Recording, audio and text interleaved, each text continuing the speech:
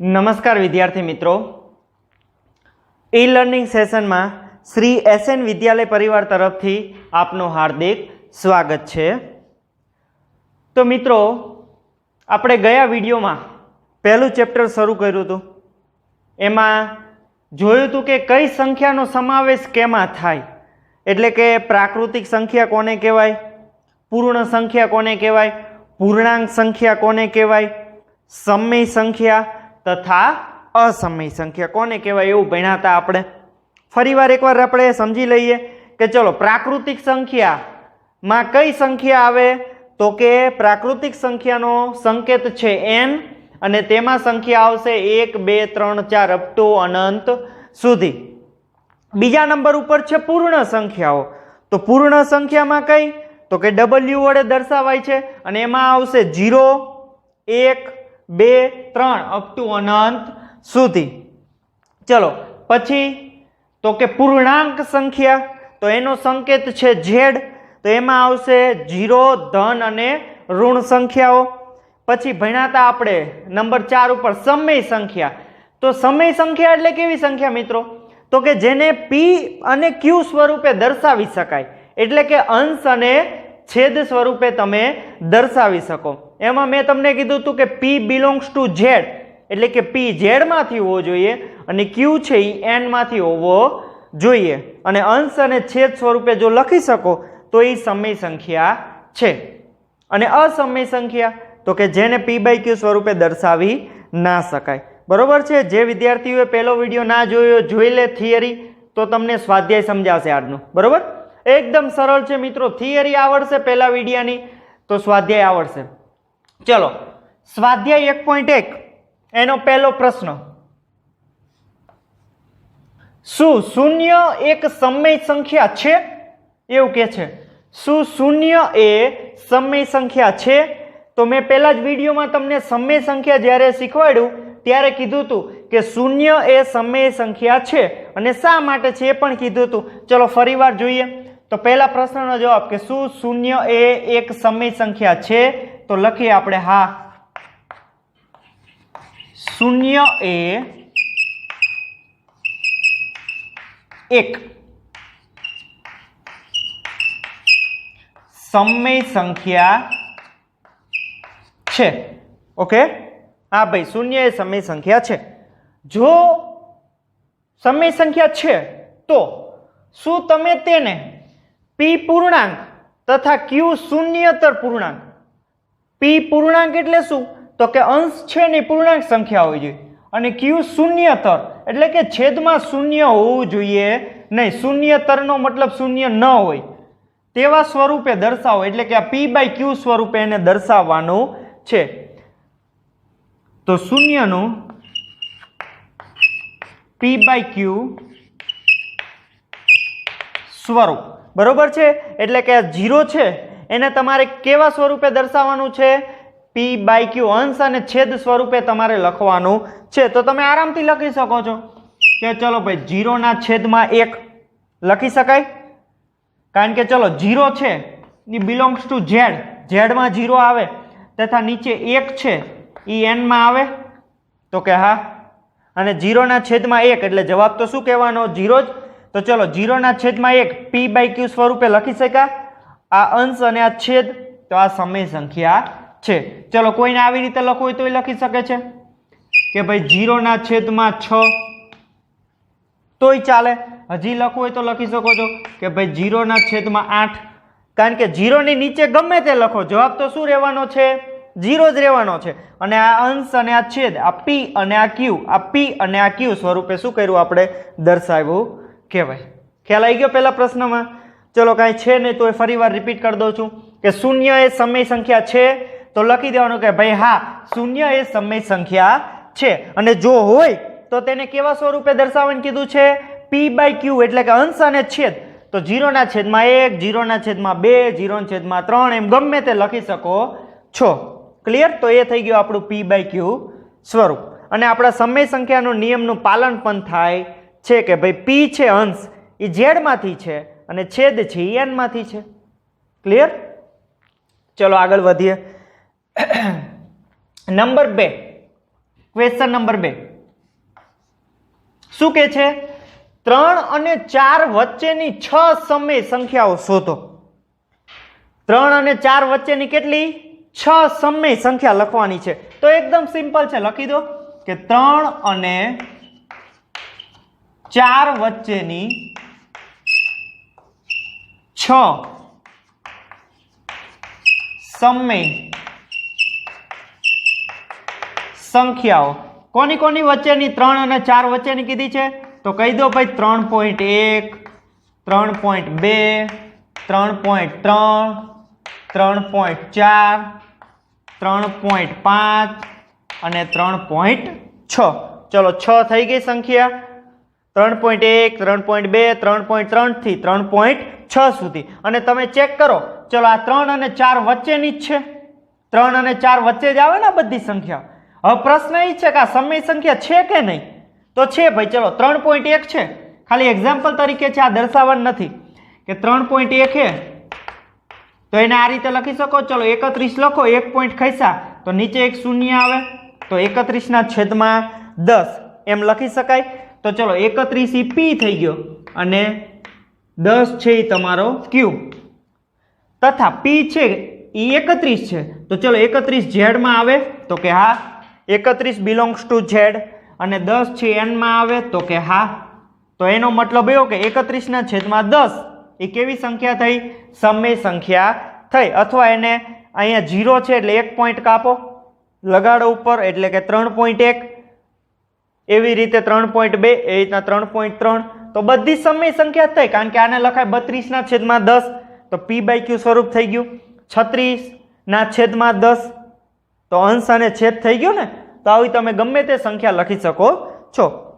Suppose તમને એમ કે 7 અને 8 વચ્ચેની 3 સમય સંખ્યા લખો તો આરામથી આવડે હવે તમને કે 7 અને 8 વચ્ચેની 3 સમય સંખ્યા. તો લખી દેવાનું 7.1, 7.2, 7.3. ક્લિયર? ઓકે. નંબર 3.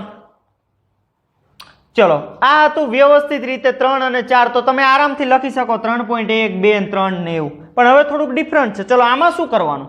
આવા પ્રકારનો દાખલો હોય ત્યારે તો કે 3/5 અને 4/5 વચ્ચેની 5 સમય સંખ્યાઓ શોધો. ચલો કે આ બે વચ્ચેની કેટલી સમય સંખ્યા કીધી છે તમને? 5 સમય સંખ્યા કીધી છે. કેટલી કીધી છે? 5 સમય સંખ્યા મેળવવી છે. કોની કોની વચ્ચેની? તો કે 3/5 અને 4/5 વચ્ચેની મેળવવી છે સમય સંખ્યાઓ. તો કઈ રીતે મેળવશું આપણે મિત્રો? જ્યારે છેદ સમાન હોય ત્યારની વાત છે. શું કરશું આપણે જોઈએ. ચાલો તો પહેલા તો 3/5 અને અહીંયા 4/5 એમ લખી જ દેવાનું ઉપર નીચે. આ રીતે ઉપર 3/5 અને આ રીતે 4/5. તો મિત્રો આપણે કોઈક એવી સંખ્યા વડે આપણે ગુણશું અને ભાગશું. એવી જ રીતે આને પણ કોઈક એવી સંખ્યા વડે ગુણશું અને નીચે ભાગશું. તો કઈ સંખ્યા વડે ગુણવાના? તો તમને જેટલી સમય સંખ્યા મેળવવાની કીધી હોય એમાં 1 ઉમેરી દેવાનો. કેટલા ઉમેરી દેવાનો? 1 ઉમેરી દેવાનો. ક્લિયર? એટલે આ બે સંખ્યા વચ્ચેની તમને સમય સંખ્યા આરામથી મળી જાય. તો ચલો આ બે વચ્ચેની કેટલી સમય સંખ્યા કીધી છે? 5. તો 5 સમય સંખ્યા કીધી છે તો એમાં 1 ઉમેરી દો એટલે કેટલા થશે? 6. ધારો કે તમને 3 સમય સંખ્યા મેળવવાની કીધી હોય તો એમાં 1 ઉમેરો તો કેટલા થાય? 4. બસ તો એના વડે ગુણવાના ને એના જ વડે ભાગવાના. જોઈએ ચાલો તો આપણને 5 સમય સંખ્યા કીધી છે તો એમાં 1 ઉમેરો એટલે 6 થાય. તો 6 વડે ગુણવાના અને 6 વડે ભાગવાના. એવી જ રીતે બીજી સંખ્યાને પણ 6 વડે ગુણો અને 6 વડે ભાગો. ક્લિયર? ચલો સાદરૂપ આપીએ. અંશનો અંશમાં ગુણાકાર 6 તરી 18 છેદમાં 6 પંચાને 30. એ રીતે 6 ચોકા 24 અને નીચે 6 પંચાને 30. ક્લિયર? તો આ રીતે કર્યા પછી લખી દેવાનું મિત્રો કે 3/5 અને 4/5 વચ્ચેની 5 સમય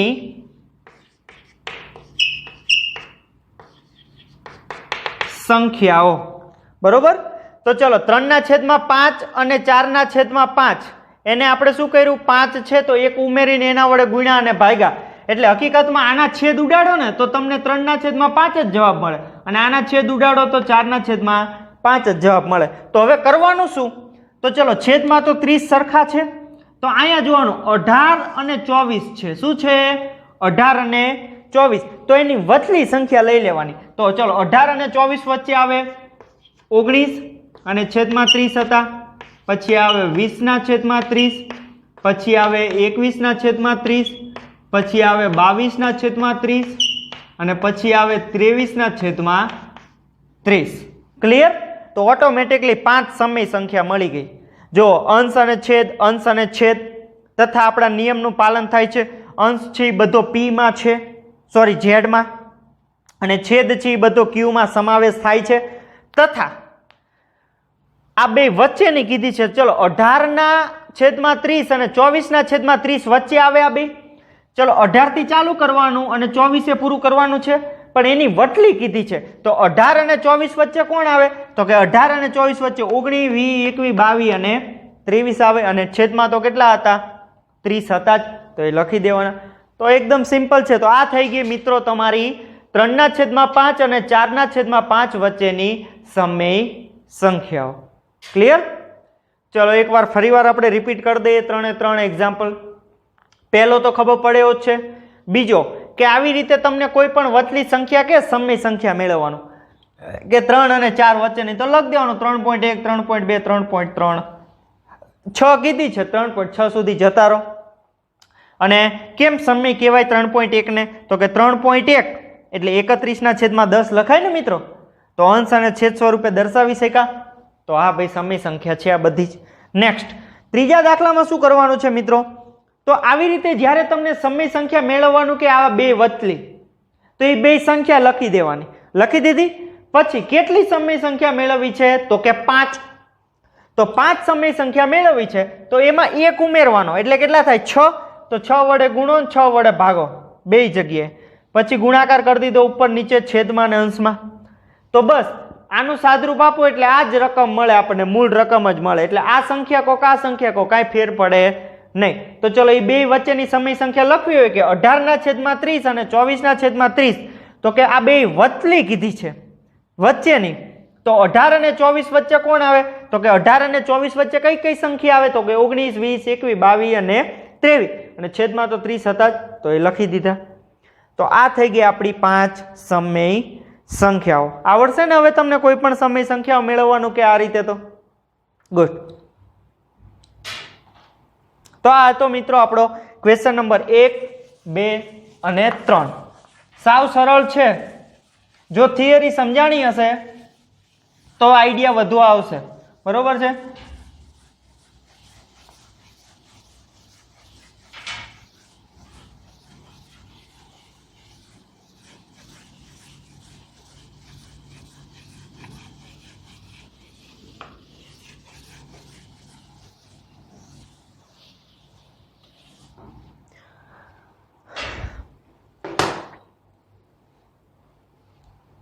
ચલો મિત્રો આગળ વધીએ.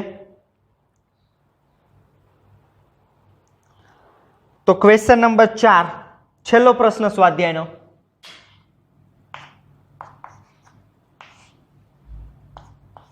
હું પ્રશ્નો લખી દઉં છું કે દરેક પ્રાકૃતિક સંખ્યા એ પૂર્ણ સંખ્યા છે. દરેક પ્રાકૃતિક સંખ્યા એ પૂર્ણ સંખ્યા છે. પૂર્ણ સંખ્યા છે. નંબર 2, દરેક પૂર્ણાંક એ પૂર્ણ સંખ્યા છે. દરેક પૂર્ણાંક એ પૂર્ણ સંખ્યા છે. અને નંબર 3,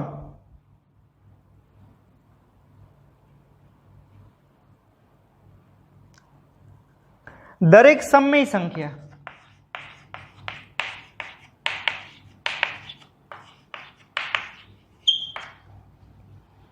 એ પૂર્ણ સંખ્યા છે. તમારે કહેવાનું છે સત્ય કે અસત્ય, અને કારણ સાથે. બરોબર છે? તમારે કહેવાનું છે સાચું છે ખોટું છે વિધાન, અને વિથ કારણ, વિથ રીઝન, કારણ સહિત તમારે કહેવાનું છે કે ભાઈ કેમ સાચું છે કેમ ખોટું છે. બરોબર છે? ઓકે. તો આ પ્રશ્ન આ એકદમ સરળ છે, પણ એ સમજ્યા પહેલા આપણે એકવાર જોઈ લઈએ. ચલો કે ભાઈ પ્રાકૃતિક સંખ્યામાં કઈ સંખ્યાઓ આવે ને ફટાફટ. તો કે પ્રાકૃતિક સંખ્યાનો સંકેત છે n. બરોબર?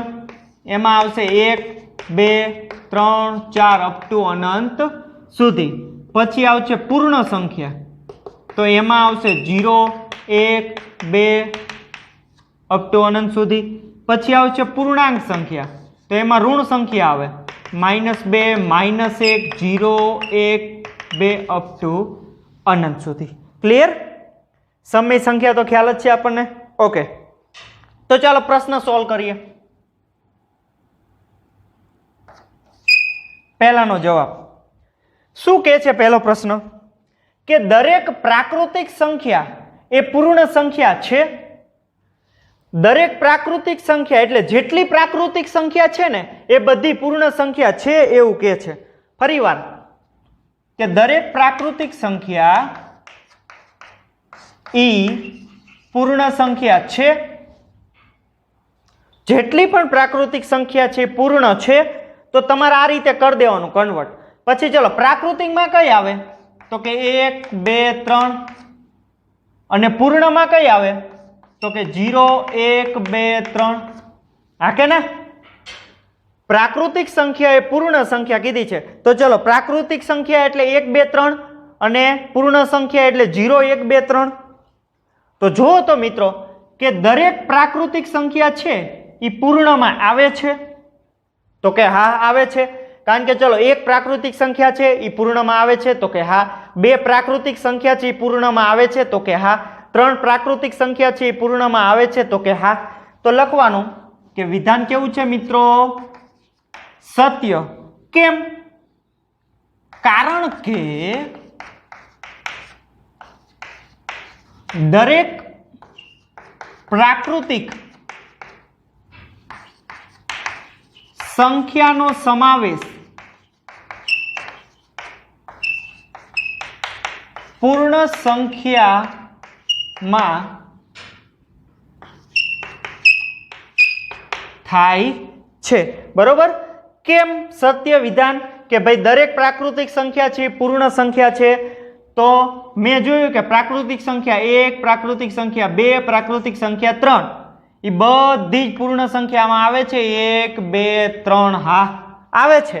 કે ભાઈ જેટલી પ્રાકૃતિક એ બધી પૂર્ણમાં આવે છે. તો એનો મતલબ એવો થયો કે ભાઈ વિધાન સાચું છે, કારણ કે બધી જ સંખ્યાનો સમાવેશ પૂર્ણમાં થાય છે. ક્લિયર? ઓકે. પણ તમને ઊંધું પૂછ્યું હોય તો કે દરેક પૂર્ણ છે એ પ્રાકૃતિક છે? તો નથી. કેમ? કારણ કે 1 2 3 4 એવું છે, પણ પૂર્ણમાં 0 છે તો પ્રાકૃતિકમાં 0 આવતો નથી. એટલે દરેક પૂર્ણ છે એ પ્રાકૃતિક સંખ્યા થાય નહીં. ક્લિયર? ધ્યાન રાખવાનું આવી બધી બાબતોનું. ચલો નંબર 2 શું કહે છે? દરેક પૂર્ણાંક એ પૂર્ણ સંખ્યા છે.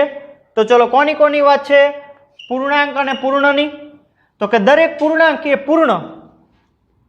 તો કે દરેક પૂર્ણાંક સંખ્યા એ પૂર્ણ સંખ્યા છે. તો ચલો પૂર્ણાંક સંખ્યા એટલે z. તો એમાં આવશે ઋણ સંખ્યા -2 -1 0 1 અને 2 આ પ્રકારે હોય. તથા પૂર્ણ સંખ્યામાં શું આવશે? તો કે 0 1 2 અપ ટુ અનંત સુધી. તો ચલો જુઓ તો જેટલી પૂર્ણાંક સંખ્યા છે એ બધી પૂર્ણમાં આવે છે. તો જો 0 થી આગળ જાય ને એ બધી આવે છે, પણ ઋણ સંખ્યા છે એ પૂર્ણ સંખ્યામાં આવતી નથી. તો મિત્રો વિધાન શું લખવાનું? અસત્ય. કારણ કે પૂર્ણાંક સંખ્યામાં ઋણ સંખ્યા આવે છે, જ્યારે એ પૂર્ણ સંખ્યામાં આવતી નથી. પૂર્ણ સંખ્યામાં ઋણ સંખ્યાનો સમાવેશ નથી થતો. એટલે દરેક પૂર્ણાંક સંખ્યા છે આ બધી એ પૂર્ણ કહેવાય નહીં. તો લખવાનું રીઝન, કારણ કે પૂર્ણ સંખ્યામાં ઋણ સંખ્યાઓનો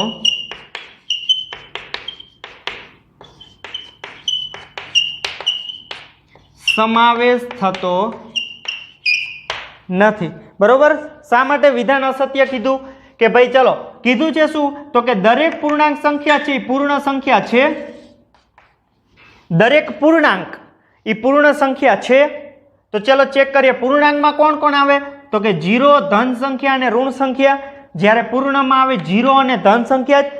તો પૂર્ણાંકની 0 અને ધન સંખ્યા પૂર્ણમાં આવે છે, પણ આ ઋણ સંખ્યા એમાં આવતી નથી. એટલે દરેક પૂર્ણાંક સંખ્યા એ પૂર્ણ સંખ્યા કહેવાય નહીં. નંબર 3, દરેક સમય સંખ્યા એ પૂર્ણ સંખ્યા છે. ચલો જોઈ લઈએ. તો કે સમય સંખ્યા છે દરેક એ પૂર્ણ સંખ્યા છે એવું કીધું છે. ચલો ચેક કરી લઈએ. સપોઝ હું ઉદાહરણ લઉં કે 1/2. શું લીધું મેં? 1/2. તો આ કેવી સંખ્યા થઈ? સમય થઈ, કારણ કે અંશ અને છેદ સ્વરૂપે લખી આપણે, તથા આપણા નિયમોનું પાલન થાય છે. તો આ સમય સંખ્યા છે. તો આ 1/2 સમય સંખ્યા છે. તો ઈ છે એ પૂર્ણમાં આવે. પૂર્ણ એટલે શું? તો કે 0, 1, 2, 3. 1/2 આવશે આમાં? નહીં આવે ને. તો દરેક શબ્દ એ લોકો વાપરી શકે નહીં. બરોબર છે. તો આપણે લખીએ કે વિધાન અસત્ય, કારણ કે ધારો કે, અથવા તો ધારવાની જરૂર નથી, કારણ કે 1/2 છે એ સમય સંખ્યા છે જ. તો આપણે લખીએ કારણ કે 1/2 એ સમય સંખ્યા છે, પરંતુ પૂર્ણ સંખ્યા નથી. એટલે વિધાન કેવું થશે મિત્રો? અસત્ય થશે. ખ્યાલ આવ્યો કે ના આવ્યો? કે ચલો 1/2 છે એ સમય કહેવાય, અંશ અને છેદ સ્વરૂપે છે. તો એ પૂર્ણમાં આવે? ન આવે, કારણ કે પૂર્ણમાં શું આવે? 0, 1, 2, 3. એમાં 1/2 આવે ને, અપૂર્ણાંક થઈ જાય ને. તો આ હતા 3 પ્રશ્નો ક્વેશ્ચન નંબર 4 ના. ખ્યાલ આવી ગયો બધાને? તો આવી રીતે તમને જ્યારે બે ગણની સરખામણી કે ને, ત્યારે 2 ગણ લખી દેવાના અને જોવાનું કે આગલી કિંમતો છે એ બધી વાયલામાં આવે છે તો વિધાન સત્ય છે, બાકી અસત્ય. ખ્યાલ આવી ગયો બધાને? ઓકે, પ્રેક્ટિસ કરશો, વ્યવસ્થિત રીતે જોશો, સમજશો, અને થિયરી તૈયાર હશે ક્લિયરલી કે કોને સમય કહેવાય, કોને પૂર્ણાંક કહેવાય, તો આમાં ખ્યાલ આવી જશે. Okay, thank you.